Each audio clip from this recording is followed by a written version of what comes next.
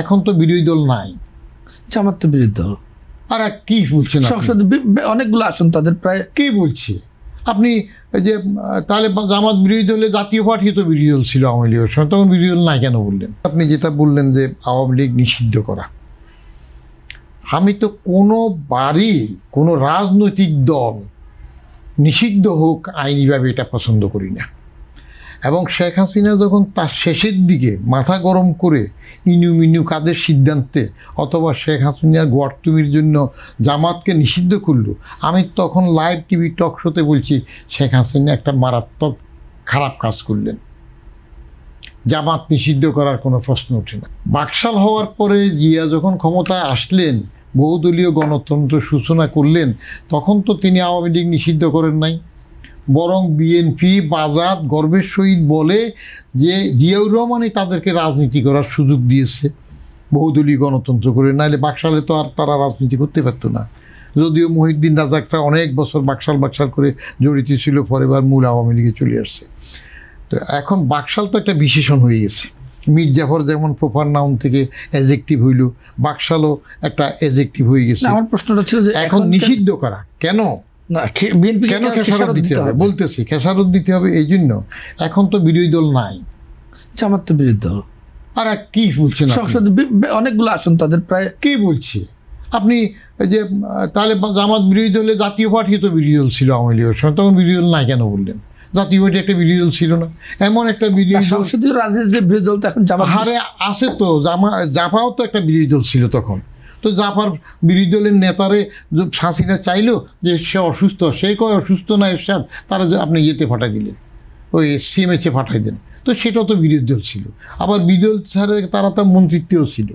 হ্যাঁ, তো ওই রকম জামাত এবং বাজাত এবং বাজাই, বিএনপি এবং জামাত এরা হইল মূলত এক দল একেবারে সবসময় দেখেন। এবং জামাতের টেকনিক হইল সবসময় যার থাকে তার সুবিধা হবে, তার সাথে আন্দোলন করবে, যাবে, আস্তে আস্তে উঠবে। এখন জামাত নিজের আরও কর্তৃত্ব প্রতিষ্ঠার জন্য বিরোধী দলের কিছু কথাবার্তা বলবে।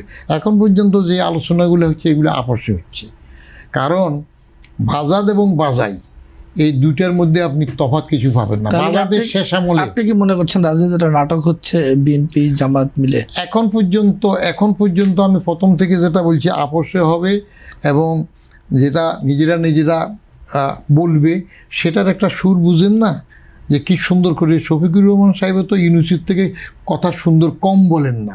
হ্যাঁ, যে আমরা আন্দোলন করব কেমন, কিন্তু বিদ্রোহ করব না। রাজনীতিতে আন্দোলন করে আপনি বিদ্রোহ কার বিরুদ্ধে করবেন? এখন কার বিরুদ্ধে করবেন? নির্বাচিত সরকারের বিরুদ্ধে বিদ্রোহ করার প্রশ্ন আসে কেন?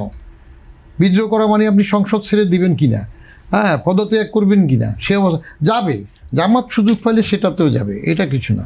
এখন যে পর্যন্ত যেটুক চলতেছে এটা আপোষ রফা চলতেছে। বাইরে বিরোধী দল দেখাতে হতে পারে, দুইটা মূলত এক দল।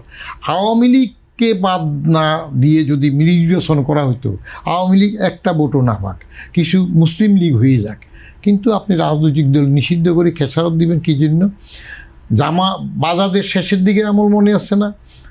বাংলা ভাই ইতিহাস মনে আছে? 63 জেলায় এক যুগে বোমা বিস্ফোরণ মনে আছে?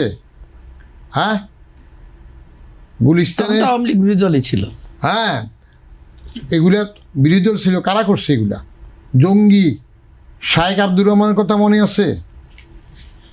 বিচারপতি যে গুলি করে মেরে ফেললো সে সময় কোর্টে, সেগুলো মনে আছে?